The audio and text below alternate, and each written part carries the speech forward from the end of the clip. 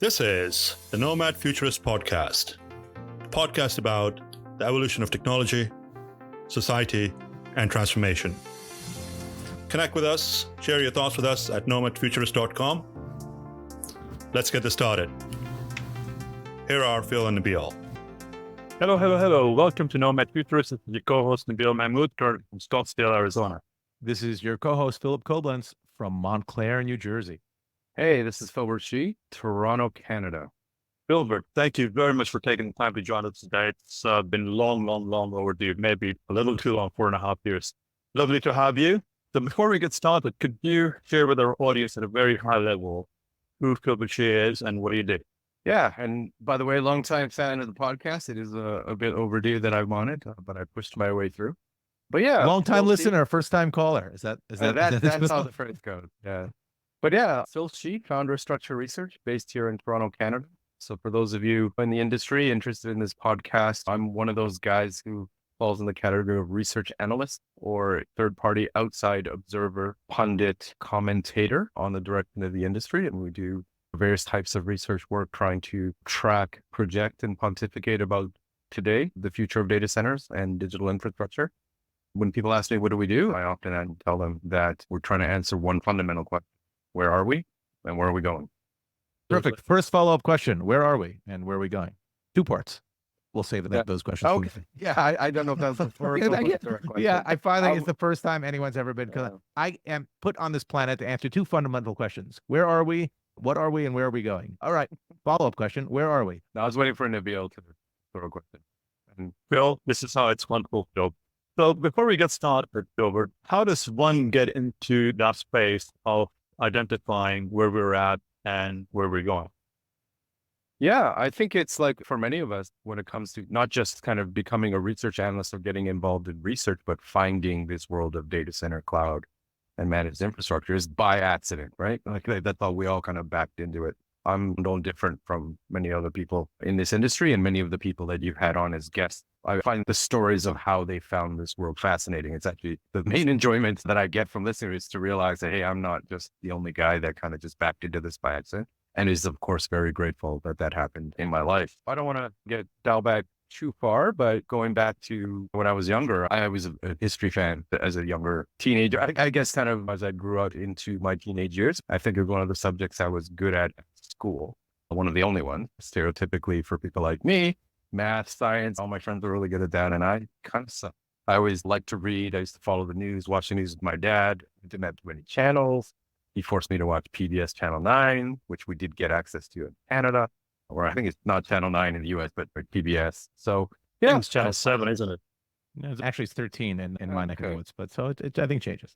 Okay. I grew up in Vancouver in Western Canada, and it was Channel 9 trivia point. So yeah, I was always interested in just following things, listening to stories, watching how things play out. Why are things the way they are today? And a lot of where we grew up, a lot of what happened in the 30s and 40s around World War I and II kind of shaped the world that we live in today. And so that's kind of something that always vibed me. And through life, I just kind of found my way from, I also liked sports, but, I was a kind of early kind of statistics junkie back in the day, waiting for the morning newspaper to kind of read on the stats from the games the other day. I liked hockey, baseball, and those were baseball in particular was very stat heavy sport. So yeah, so I think it was those 2 things. The 2 things I remember liking growing up were history and sports, and it involved a lot of data or numbers, even though, like, as I mentioned, I wasn't good at math, but numbers that I could understand within kind of a larger story or numbers once they were already calculated. Yeah, exactly. They just have to make sense of them and kind of create a narrative or try to understand what that explains. So yeah, that kind of personality traits of mine translated through education, uni, ended up going to school, getting a degree in politics, which I had nothing to do with, I guess. Well, not necessarily, but again, kind of just building on the history, being able to track something, make arguments, analyze. Yeah. I eventually. What did you want to do? What did you want to do? I had no idea. I wanted to make a living more than anything. When I graduated, trivia point that some people in the industry who know me know that, or may not know, is my first job was actually in the grocery industry. I needed a job. My friend said, hey, there's an opening. I know somebody. If you interview and you're okay and you have half a brain, which I barely had, you can be an account manager and visit supermarkets and try to figure out where these products go on the shelf and just talk to the manager, make sure he keeps buying stuff. Anyway. All right. Yeah, So, so let's step back just a bit. Yeah. Let's peel this onion. Brothers, sister. Yeah, I have a sister, a younger sister that I grew up with, and she couldn't be more different from me. Musician, good at math and science, no interest in sport. Thought I was crazy watching these kind of documentaries about wars with my dad. Yeah, but yeah. And the parents were not in the technology sector at all. What did your parents do?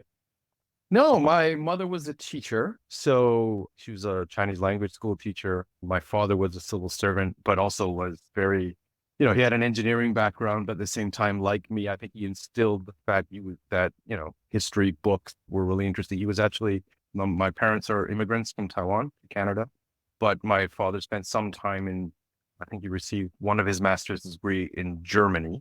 So went from Taiwan to Germany, had to learn how to speak German, read, write German. And there in, I guess, the 60s, again, been exposed being a fan of history and kind of seeing how the world was changing, kind of lived through it. And so all of that kind of crystallized in my upbringing, thirst for knowledge, importance of education.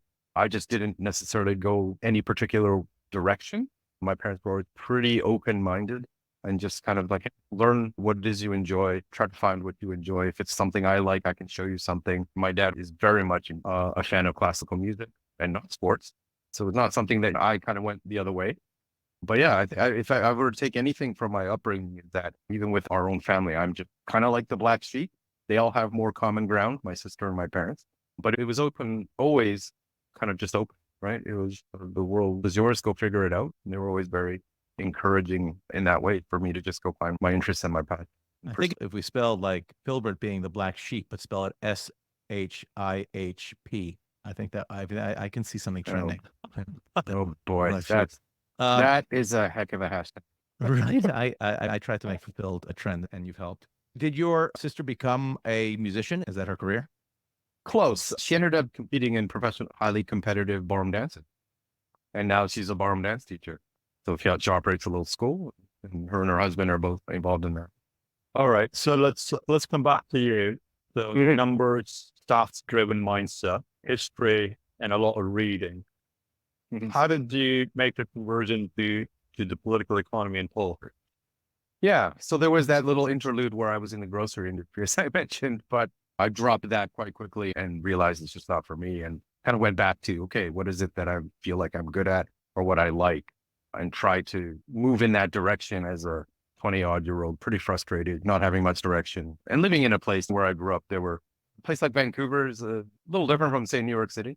So the opportunities were a little narrower. And so I kind of found that what would be close where I might be able to get a job, which was journalism, but not traditional journalism. This was like circa mid to late 90s, where this dial-up internet and the internet emerged. And then I found internet publications, right? So I was like, yeah, I don't know.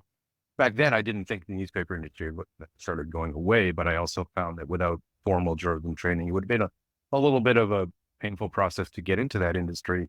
And then I found web journalism, there was no barrier to entry, just jump in, right? If you can type, you got a connection, you're in. So I jumped in, started doing freelance work, part-time. I enjoyed it. I still kind of miss that. That was just the thing that I felt I was good at. I liked the kind of the freedom, the informality of web journalism versus traditional print and magazine. And I felt I was finding something that kind of fit what I was interested in, what I was good at. And frankly, coming from grocery, which wasn't a fit, I was just happy that this thing seems to make sense. And that's kind of where the next went. So many of the conversations that we have revolve around like when you're coming of age, right? You're looking for a new career, you're looking for your place in the world at a time when the kind of commercialized version of the internet is becoming a thing, which I think a lot of the kids we talk to, one of the things we ask them is like, when did the iPhone come out? Which is another trivia question, right? 2007. And in that intervening period, they take for granted the fact that it wasn't a thing, right? Newspapers is how you got news. But how much of yours, it sounds like the fact that there was a low barrier to entry was in large part related to the fact that nobody actually, it was the wild, wild west. Nobody actually knew anything about it, right? So if you went in that direction, so how did you even, like, how do you go from not really having a technology background to being interested enough, notwithstanding the barrier of entry, you had to have an interest in the topic So how do you even, how do you grasp that? How are you like, oh, this is interesting. What was the aha moment when you're like, you should buy more mandarin oranges for the Saskatchewan location to, I want to write about the internet. Yeah. I like how you randomly just picked a Canadian province of Saskatchewan, and pronounced it correctly. So kudos. I was going to say Saskatoon, but I didn't. Yeah. Oh, but you pronounced that one very well. Very I've been practicing. well. I know who I was coming on a podcast with. I didn't do any research in your background, but I like to pronounce the provinces appropriately. No, good job. But yeah, what was the question? So you're you're in the grocery industry, Right. The journalism. What's the aha moment that makes you someone that does not really follow technology? It's not, you're not really you don't consider yourself a technologist to say like, this is what I want to cover. This internet thing is going to be cool. Yeah. So I like sports. I like history, get a degree in politics, and the web is out there. The journalism is out there. I'm like, so maybe I can write about sport, or maybe I can write about history and politics. And those are things I figured. Sports, I crossed that off the list because there's just too few jobs. And there's so many at the time, so many major publications that dominated that. And it was just like, it's not a place for me, someone who's trying to establish themselves in the world and make a living. So then I was like, yeah, politics is pretty interesting. So I kind of explored that. But I didn't find anything online because this is where I'm spending time. Back then, I don't know, Usenet groups, that's where maybe political discussion was happening. So there's nothing really like journalism style or any kind of obvious publication. So then that quickly led to, well, this was the late 90s, early into 2000s. The internet was starting to rise. You remember the first .com wave, and there was a lot of what was out there, journalism, or stories and articles about this burgeoning, emerging, new, exciting technology platform called the internet. That is the next industrial revolution. And I thought, wow, okay, that resonates. That makes sense in terms of opportunity and career path, as well as, hey, it kind of vibes with history, like what I've kind of always liked and feel I've been good at, which is following developments over a period of time and seeing how they shape the world. And so, yeah, it was literally as simple as emailing some publications I found and saying, guys, need somebody to write. A lot of it was free. I mean, I did some freelance work for free for no pay. And then, but basically got some practice, got some opportunities, and then free became paid. And then, but for me at that point, I wasn't going to make a full session on it, but it was more exploring. Do you recall the first article you wrote about this space? I do. I thought you were going to ask me, do I remember the first article I wrote about? No, the answer is no, but yes, the article I do remember is, and I can't find it out there on the internet, by the way, we'll find it. Oh, the first article I wrote was actually the first one that I remember, and that it was, of course, extremely significant because it charted the next 20 odd years of my life, was, if you remember the .com bubble and then the bust, there was a lot back then. We remember Exodus Communications, empty data centers. I wrote an article on empty data centers, how during the rise of everybody kind of overinvested in infrastructure that they expected to be filled up, kind of hearkening to, what we're talking about today. We can get into that. And then the bubble burst. And then there were all these empty data centers with nothing happening. And of course, that was it. The internet was over. So knowing now, were you comfortable and confident that this sector is going to grow at the pace that it grew? Oh, no, that's a great question. I mean, I had no clue. I mean, I was still learning what these things were. I, at that point, had never seen a data center yet. I don't even know if I'd seen a server. Like, I just could not, there was no way I could just kind of make that call. I was literally just writing stories about what's going on and trying to learn as much as I can. And where are you learning about what's going on? Is it just in the news and you see like these companies are going out of business? Are you interviewing people? And you're in Vancouver still at this point? Is that right? I'm interviewing people if I can find them, if I can get caught. It wasn't as easy back then to find people. So you did rely a lot on, again, what I felt I was good at, which was researching and digging and just finding stuff. We didn't use Google back then. I can't remember what we used, but I used everything. Like Ask Jeeves. You remember that? I'm with Net. Yeah, I used to.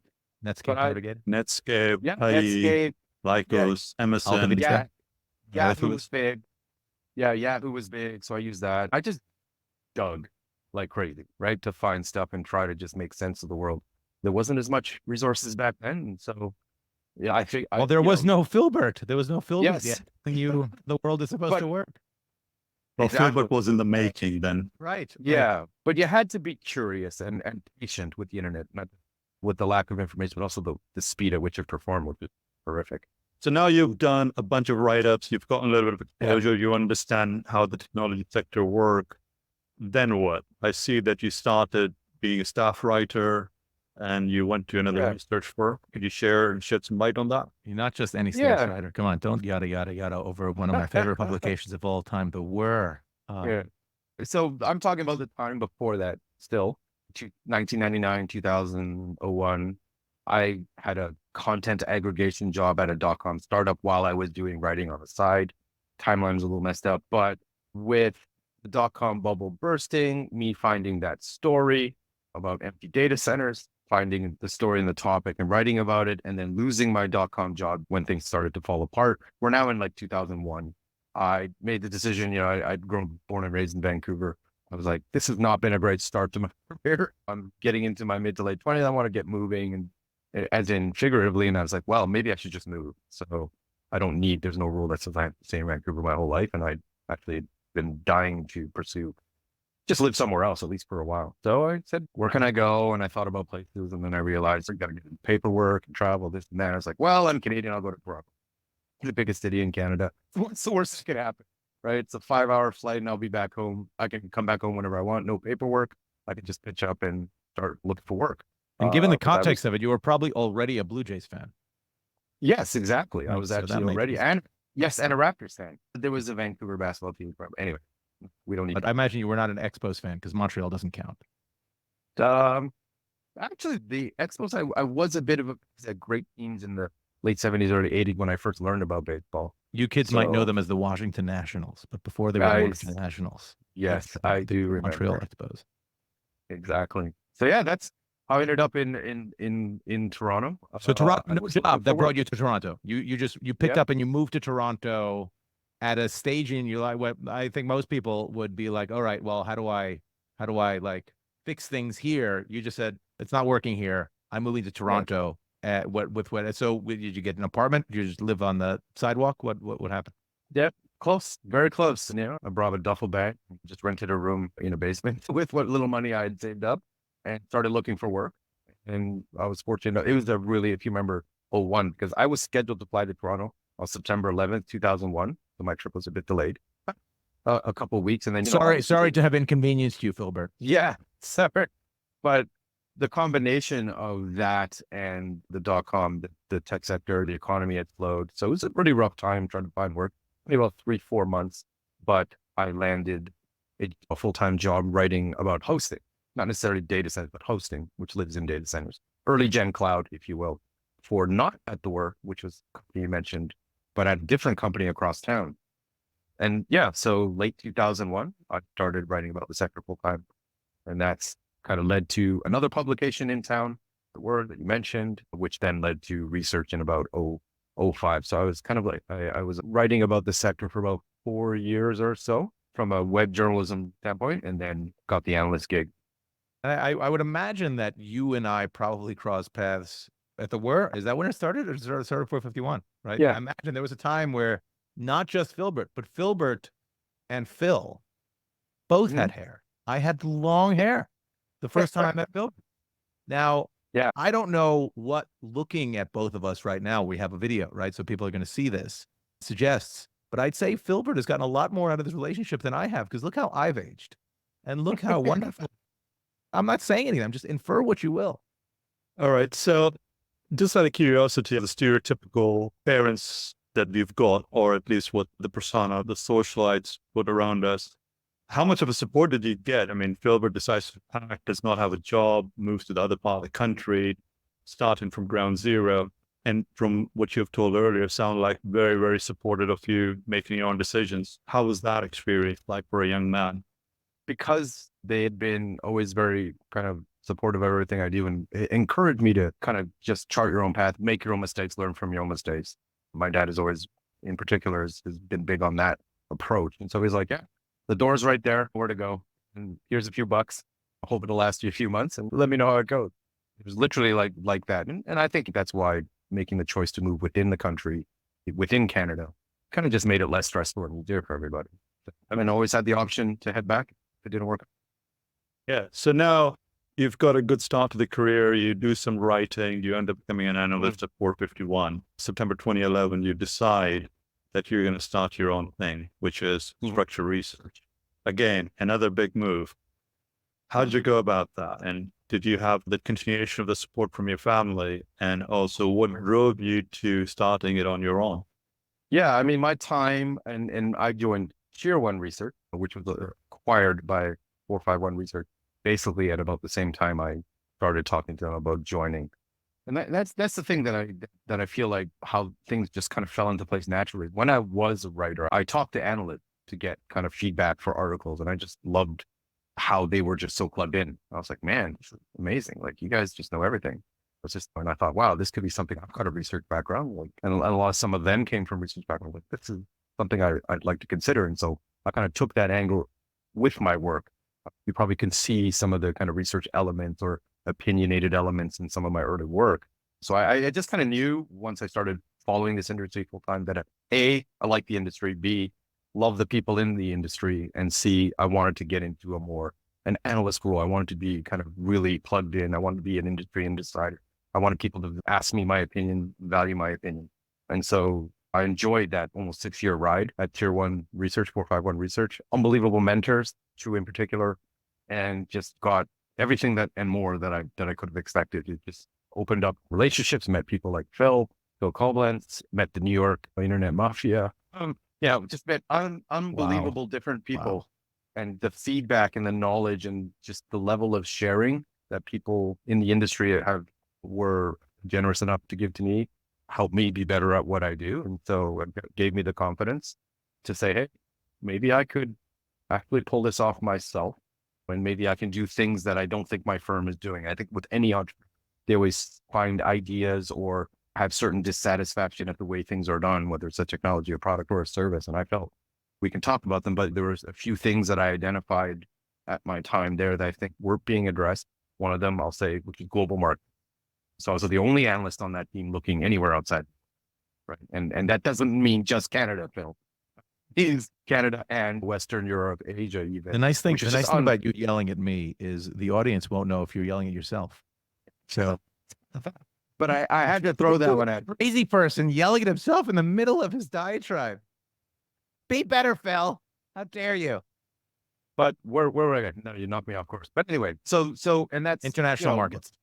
Yeah, I found areas that I felt like the firm was not doing certain things. I felt I saw opportunity in them. Global market was the big one. I felt like this public cloud thing towards it. When I started, and the timings, like you mentioned the iPhone, Amazon came to market in 2006 during the first year of being an analyst, this AWS thing, right? And cloud services, traditional kind of managed hosting stuff, still dominated. Sounds like something perfectly reasonable for a bookstore to do. Yeah, exactly. And that was the joke back then. But towards the end of my time there, you could see that public cloud was going to be a dominant platform. And still, it was confined to like Dublin, Northern Virginia, and I think Singapore, like 3 nodes in the world. I'm like, there's no way. This is long-term. I think we know where this is going. And maybe we need more research and opinion and information about it. And so, yeah, I felt the opportunity because I knew if I broke off, I'd be adding to the supply in the market. So the market better expand, or I'm fighting for a very small pie. So yeah, I made that bet. Oh, and the other part of Nabeel's question, family, friends, wife thought I was crazy. No, my family, no entrepreneurs in my family, but a very kind of positive. They're like, hey, if you feel there's an opportunity, go after it. You can always turn back and go back and. Isn't there a ballroom dancing school in your family? That's exactly. Okay, so there you go. I could have plugged myself in there and taught the cha-cha on the wall. Well, you don't want to see that, but I kind of want to see that.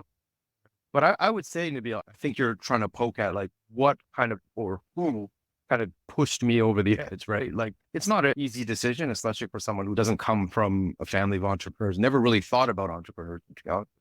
And it was actually just the people in the industry, people like yourself, who said, listen, I just threw the idea at them. Do you think this would work? Would you support me?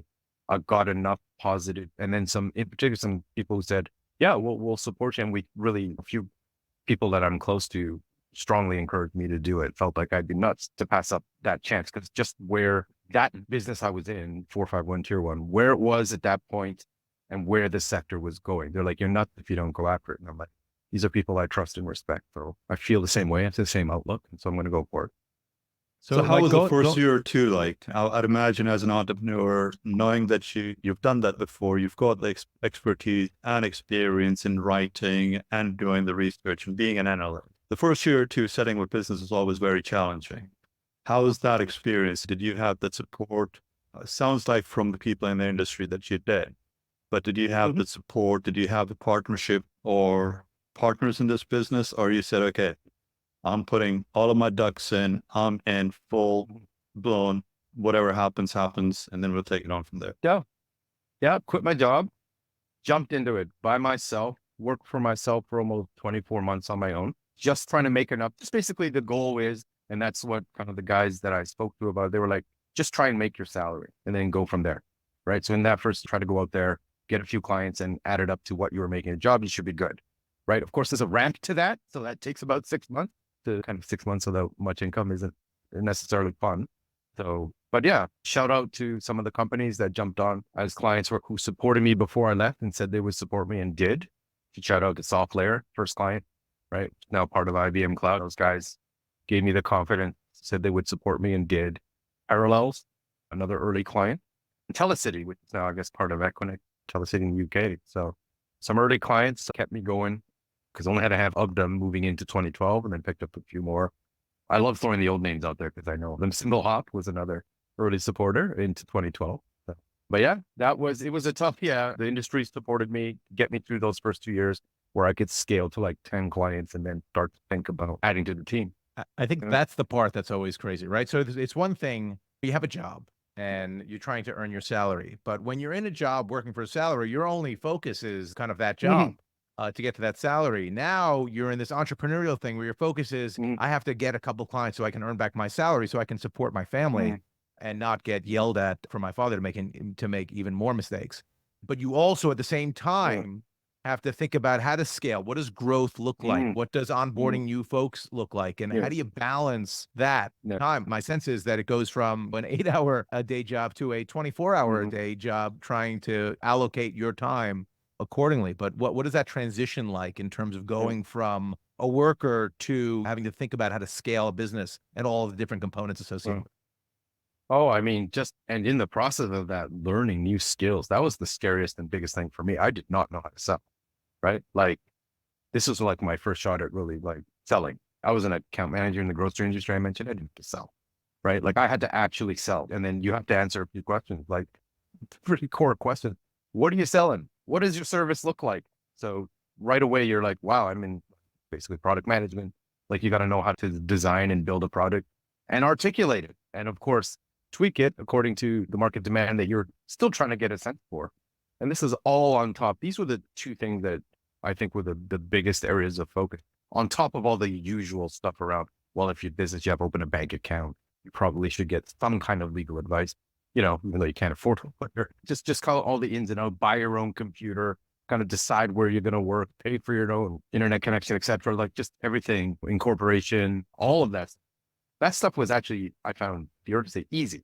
It was learning how to sell and trying to design and build a product and articulate it without really doing it yourself, like having no team to offer any advice or suggestions, and just kind of, again, leaning on people and asking them, hey, do you think this would work? Do you like this? I mean, our product and service has taken, as you can imagine, as with many products and services, tons of different iterations before it became mature or something that people would really want. So who's the first person you hire after that 24 months? So the first person is actually no longer with us, but I hired an analyst that I had met at a hosting event back in the day, and she was based in Germany, spoke fantastic English and was busy. She was getting ready to start a family, but had time where she could come in and kind of not work full time, but half time, 3/4 time and help me out. Because back then I covered the hosting early gen cloud space a bit more than I do the data center space now. Business can flip the other way today. So brought in an analyst, and then shortly after, Candace, who joined to help me just try to sell, handle clients, manage those kinds of things. That was shortly after Sophie joined. So for a little while, it was just us three. After about the first 24 months, the next kind of year into year 3 was us three. And then things got better. And then by 2014 or so, Jabez joined. So we had someone with devoted to full-time research. I had a vision for the research like that aligned with mine. I was going to spend all this time in data centers where the growth was, or at least for the research opportunity. And then we joined forces. Really, I think, took some steps between 14 and 17. That's certainly an amazing journey, an amazing story. All those lessons learned, would you do it again? Oh yeah, for sure. Start in the grocery store. No, I mean, you know, you're not thinking about it at the time, right? Like you're just doing, you're just trying to do, you're trying to achieve goals, trying to move forward in life. And I feel like some of the decisions I made were just, a lot of it's just good fortune, right? Find the right industry at the right time, meet the right people at the right time. You take over a relationship in your job that translates into so much more, even lifelong friendships, which has happened to me. Would I do it over? I wouldn't trade it for anything, honestly. Like I just feel so blessed that it worked out, that I was able to build that first of all, that friends always say, like, what is it, the stat? 80-90% of businesses fail in the first 2 years. Like whatever that stat is, I'm not one of those. One of the ones that stuck around. We built something, and I still enjoy the industry. I enjoyed it as much as I ever did. Love talking to guys like you, seeing you guys at events. Would I do a few things differently? Yeah, maybe. But big picture, no. There are quite a few people I've worked with, and a couple I just mentioned that I still work with, right? There's quite a bit of long tenure in my small little organization. We're still at it, and just no regrets. Yeah. No regrets, but what happens in Vegas stays in Vegas. And I know we're all going to be in Vegas together in a couple months, right? So we'll see if there's any completely different story.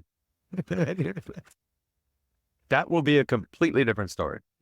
That's regret filled. That should be the That's the new hashtag. Yeah, very good. There you go. tagline.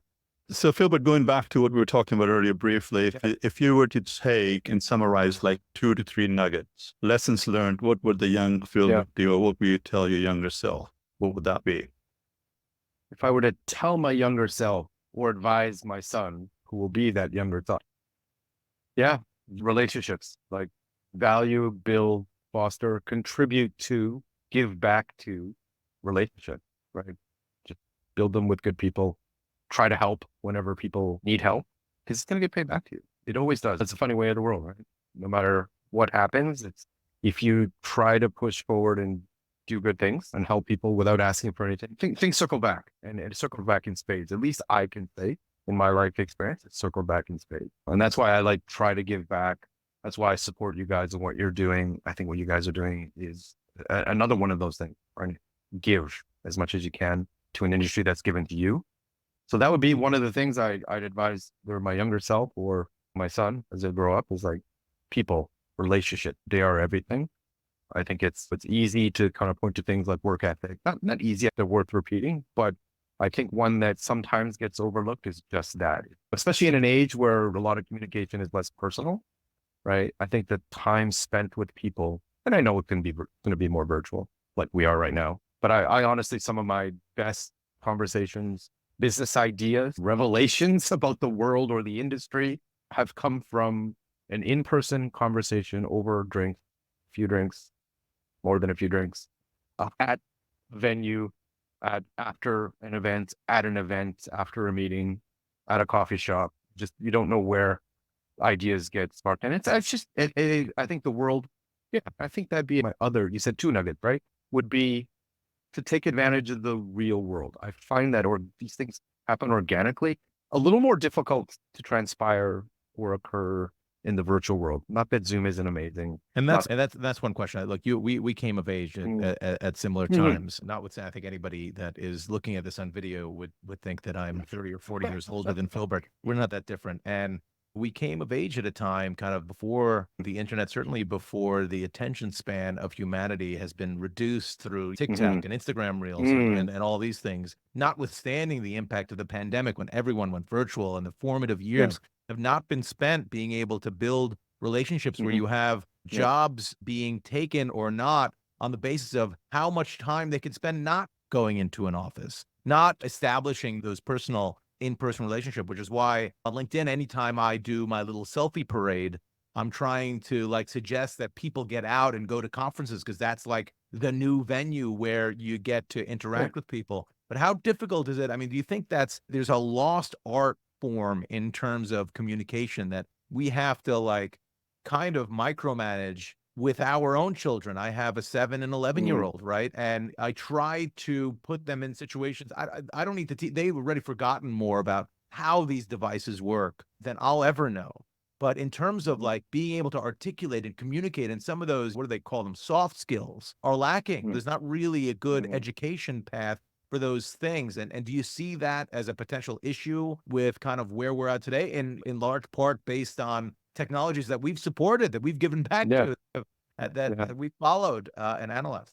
Yeah, no, that's it's not just a good question, but it's a very provocative one. It really kind of just hammers away at a very big issue. And I think that, and also what you described is real, right? My kids are similar age. You're 7, 11, 9 and 14. Their lives are digital, especially the young guy doesn't remember the non-digital world. Our older daughter kind of remembers, I don't know, bad iPads or bad iPads. That's the worst. Bad iPads. Oh, bad. I remember back in my day, it was 3G. Oh my God. It was God awful. I had to walk. You know, that's this generation's, the digital natives' modern equivalent to having to walk 10 miles to school. I had to suffer through 3G for 6 months. Yeah. And she's maybe has seen a BlackBerry, like actual physical people. But that's only because she's in Canada. Yeah. Like, and I was a late adopter of that. But anyway, but yeah, like, I think that I'm not the grumpy old guy who said the new world is no good and the old world was better. I think the world is changing the way it's changing.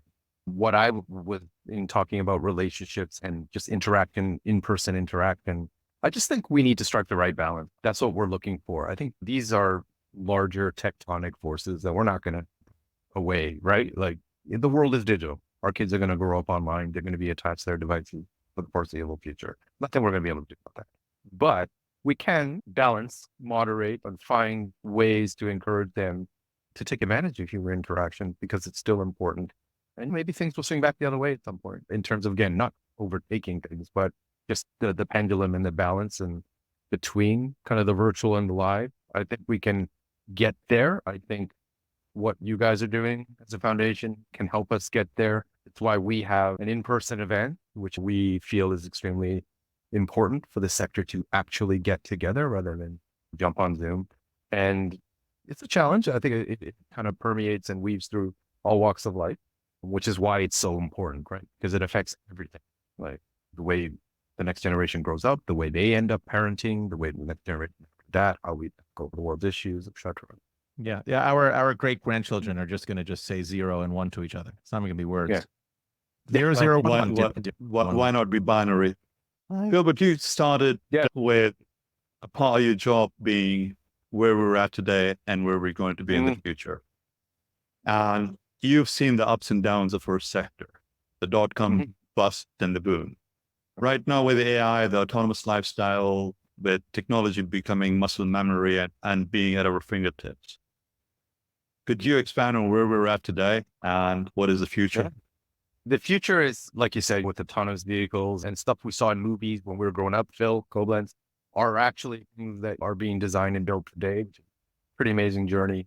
I would answer that. I know I'm going to put a bit, if you don't mind, put on the analyst hat and kind of just describe how I see the sector's kind of history and development through today. Where are we going over a kind of 20-odd year period? I think, first of all, it's useful to think in terms of disruptive events, which have given rise to and accelerated the cycles and phases. And I think that's how I think of the industry, is I think of it in kind of cycles and phases. So let's go back. Yeah, we talked about .com, right? We talked about AWS 2006 entering the market, but we didn't talk too much about what I think was the disruptive event that accelerated that entry, which was the 08-09 financial crisis, right? Where kind of, especially in places like New York, where enterprise decision makers start to think or ask, what is the cloud? And then go from there.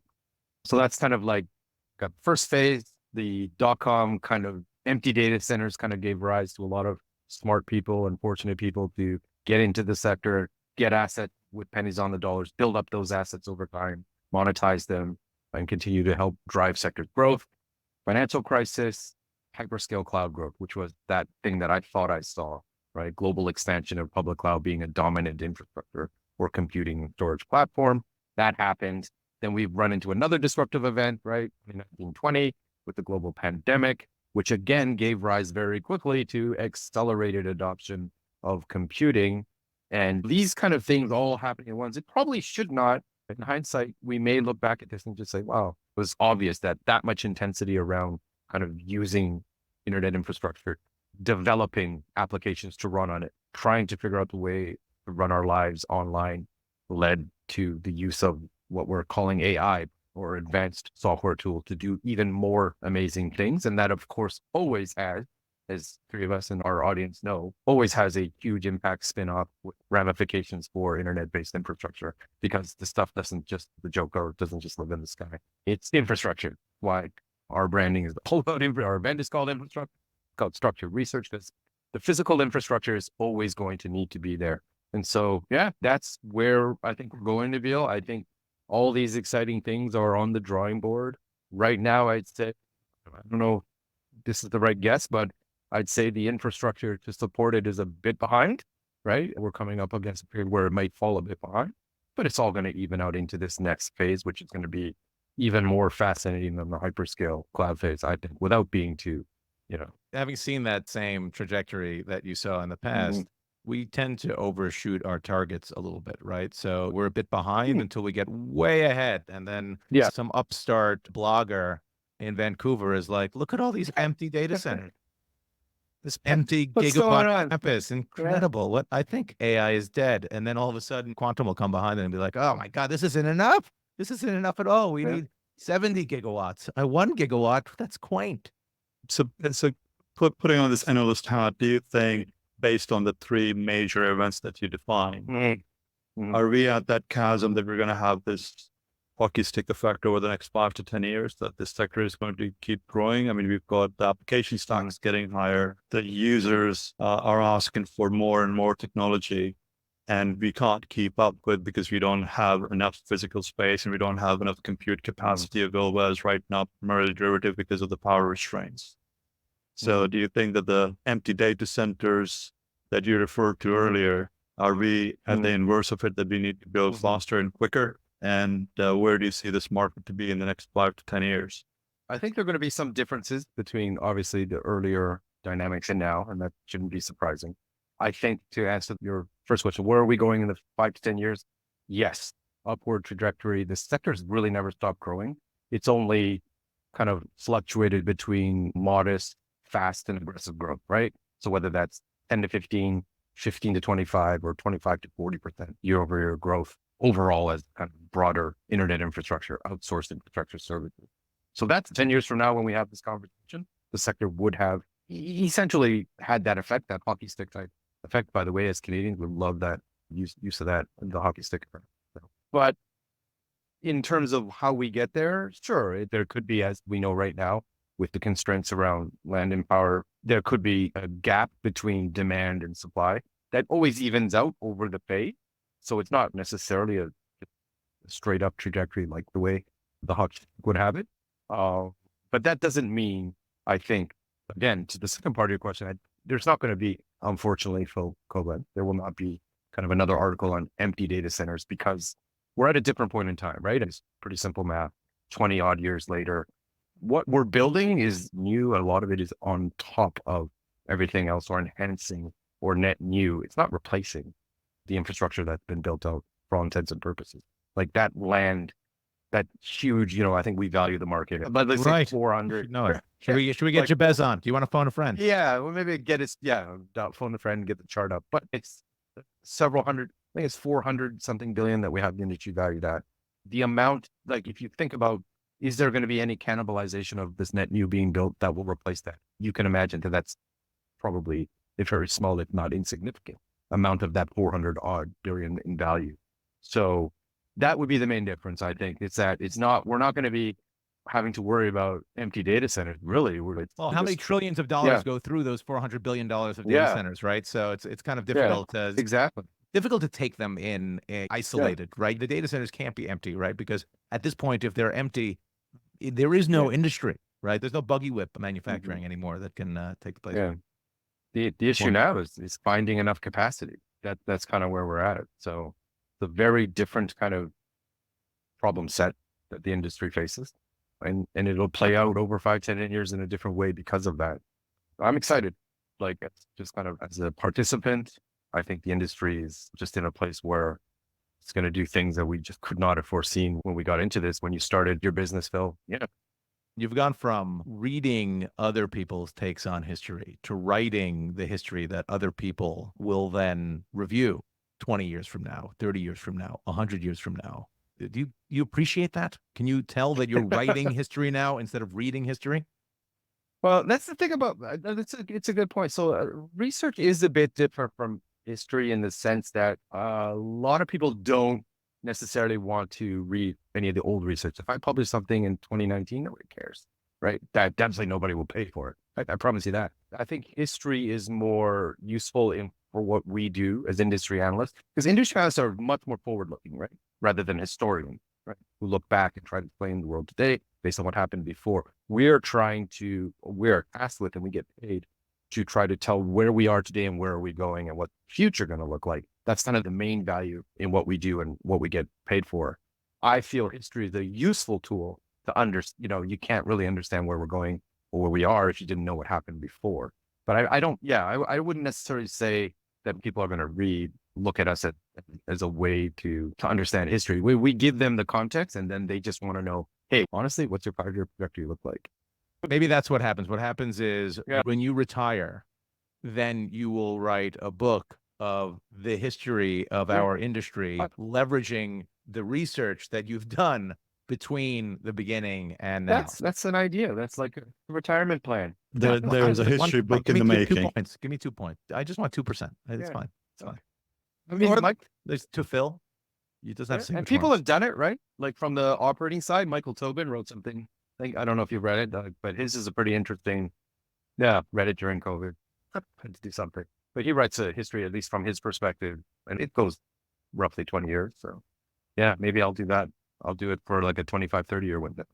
Wonderful. Well, brilliant. Philbert, thank you very much for taking the time to join us today. This has been fun. Great to get to know you a bit more, and can't wait to see you in person in September at the Infrastructure Summit in Las Vegas.